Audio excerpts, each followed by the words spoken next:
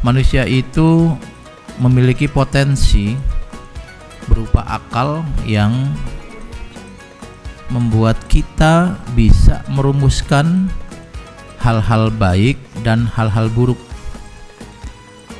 Jadi kita itu dengan otak saja bisa kok merumuskan ini baik dan ini buruk. Misalnya membunuh, kita tahu itu buruk. Mencaci maki orang, kita tahu itu buruk. Semua manusia yang memiliki akal yang normal pasti menganggap itu sebuah keburukan, karena memang kita punya potensi untuk itu. Karenanya manusia bisa merumuskan banyak norma, teman-teman. Ada norma hukum, ini boleh, ini tidak boleh. Kalau yang boleh dikerjakan akan begini, kalau yang tidak boleh dikerjakan akan ada hukuman. Itu norma hukum, bisa kita rumuskan. Dan semua masyarakat yang relatif sudah sudah settle ya, yang sudah mapan, bisa merumuskan sendiri norma hukum itu. Makanya kemudian kita lihat di Indonesia ada hukum positif, di Amerika ada, di Zimbabwe ada, dimanapun ada, karena kita mampu merumuskan itu. Yang kedua, kita juga punya norma adat. Jadi mungkin secara umum kita bisa sepakat ini baik atau buruk, tetapi ada beberapa tempat karena alasan lokalistik menganggap yang buruk itu diperbolehkan, yang baik itu boleh tidak dikerjakan, karena alasan-alasan yang sifatnya lokalistik, tergantung tempat. Maka nanti kita dapati di tempat ini kok kayaknya harus begini, tempat lain kok tidak gitu. Misalnya kayak orang Indonesia kan suka cium tangan ya, yang lebih muda cium tangan pada yang lebih tua. Itu bagi kita, lokalistik kita menyebut tuh hal yang baik, hal yang bagus. Tapi bagi teman-teman yang dari barat, itu ada yang sempat bilang begini, itu kok anak kecil cium tangan ya? Kan bisa jadi tangannya ini yang dicium ini kotor. Siapa yang tahu kalau tangannya habis ngupil?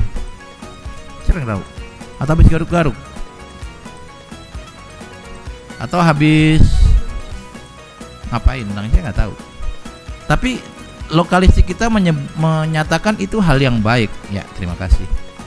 Sehingga kemudian kita lakukan. Walaupun di tempat lain itu dianggap tidak cocok. Sama ketika kita ngomong masalah tradisi, ya bagi kita itu cium tangan itu baik, tapi bagi tempat lain tidak baik. Nah, tempat lain menganggap kesetaraan itu, jadi kalau kita manggil orang tua atau orang yang lebih tua, cukup namanya saja.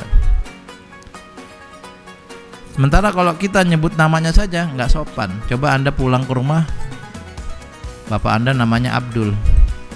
Assalamualaikum, Dul, saya udah pulang nih. Bapak Anda Abdul. Jangankan bapak, kakak aja Anda punya kakak misalnya namanya Syahrini, Syahrini. Rin, mau kemana? Anda langsung diruqyah itu sama orang tua Anda ya. Bagi orang-orang tertentu itu hal yang biasa, karena lokalistik mereka ya kita setara kok, kalau udah dewasa masing-masing dianggap sama. Baik, maka nanti ada norma adat. Teman-teman sekalian, kita mampu merumuskan itu semua karena kita punya potensi otak. Tapi kita harus ingat bahwa manusia terdiri dari jasad dan dari roh, dari jiwa. Yang manusia bisa atur itu pada aspek zahirnya. Jangan memukul, jangan mencuri, hati-hati. Iya.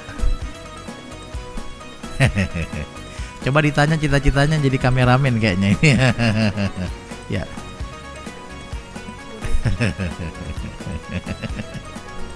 Ini yang nonton di tayangan YouTube nggak tahu ya, saya ceritain. Jadi ada anak kecil sangat ganteng. Ini ganteng apa cantik nih? Ganteng ya. Sangat ganteng, sangat cerah, menyenangkan, lalu mau megang kamera. Dan sekarang anaknya diamankan sama orang. Dikasih pulpen dan dikasih kertas, disuruh bikin kitab ya nak. Ya nanti Anda ketawa, mereka nggak ketawa yang di tayangan, kasihan. Kenapa sih orang pada ketawa gitu?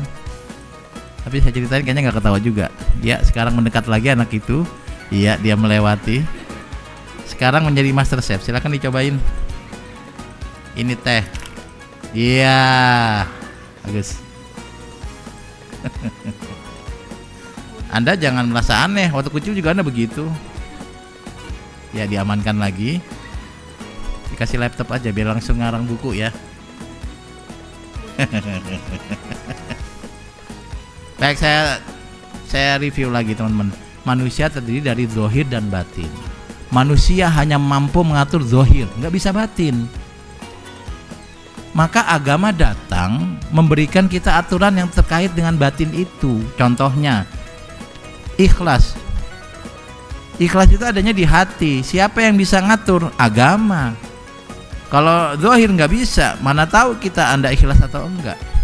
Ini di depan saya mahasiswa-mahasiswi lagi belajar. Sebagian ikhlas pengen belajar, sebagian terpaksa karena harus hadir dan di absen. Ini sebagian wajahnya murung nih, kelihatan terpaksa banget cowok-cowok ini ya. Anda bisa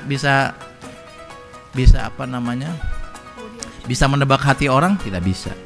Yang bisa agama. Agama datang mengatur hati harus ikhlas. Dengki nggak kelihatan karena bisa jadi orang baik ke kita, senyum, tapi dalam hati nanti kalau ada kesempatan kamu akan. Biasa begitu kalau dalam sinetron ada suara-suara yang kita nggak tahu dari mana itu ya. Itu kedengkian itu merusak teman-teman. Tapi mana ada hukum positif yang bisa mengatur. Orang yang dengki hatinya akan dihukum penjara selama 2 tahun paling lama. Cara pembuktian dengki gimana? Maka yang bisa mengatur adalah agama. Agama mengatur, yuk kalau berbuat yang ikhlas, nanti enak loh. Berbuat ikhlas itu enak, artinya kalau Anda melakukan sesuatu, udah selesai aja. Anda sedekah ikhlas ya sedekah aja, bukan tadi ada yang mantau nggak sih? Aduh, nggak ada yang lihat lagi nih. Ya jadi nggak nyaman, sedekah Anda jadi nggak nyaman karena merasa harusnya ada yang lihat nih gitu misalnya ya. Dan Anda harus tahu bahwa apa yang di hati Anda itu juga penting. Ini Anda makanan enak, tapi perasaan nggak enak gara-gara Anda dapat surat undangan yang di situ ada nama orang yang Anda suka menikah dengan gurunya di SD. Aduh. Padahal saya suka banget, orangnya cantik, baik, jago masak. Tapi ternyata nikah sama dia. Perasaan Anda nggak enak. Lalu dihidangkan makanan Padang yang kita tahu number one dish di dunia itu makanan Padang. Itu jadi makanan enak jadi nggak enak karena perasaan Anda tidak enak. Maka nanti Anda lihat ada orang yang badannya sehat, rezekinya bagus, kehidupannya kelihatan mapan, tapi bunuh diri. Bunuh diri berarti kan itu pilihan yang diambil ketika dia sudah merasa, aduh saya nggak bisa lagi menjalani hidup. Artinya bahwa masalah hati juga penting. Orang bisa mati gara-gara sakit fisik, nggak berobat, dan bisa mati gara-gara stres lalu bunuh diri. Banyak orang yang pengen bunuh diri, pengen mati gara-gara hatinya sakit. Nah, yang ngurus hati nggak bisa manusia, adalah agama. Karena itu nanti kalau Anda baca hadis-hadis terkait sabar, syukur, Anda jangan bilang, aduh agama ngatur ini itu ribet banget hidup. Bukan. Agama datang untuk mengatur sesuatu yang nggak bisa diatur oleh manusia itu sendiri, supaya manusia menjadi lebih bahagia hidupnya. Nah,